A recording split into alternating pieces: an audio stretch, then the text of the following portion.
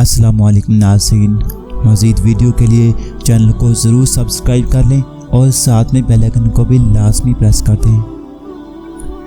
हज़रत अली रज़ियल्लाहु ताला अन्हु ने फरमाया, इंसान ज़िंदगी में मायूस हो तो कामयाबी भी नाकामी नज़र आती है। तुम बस यकीन रखो अल्लाह पर, यकीन कायम रखना उसका काम है। मोहब्बत अल्लाह के गुण के सिवा और किसी की मोहताज नहीं होती। जैसे भी हालात हों, दुआ मांगते रहो, मौजज़ा होने में देर नहीं लगती। मेरा नसीब मेरे अल्लाह ने लिखा है, गलत हो ही नहीं सकता।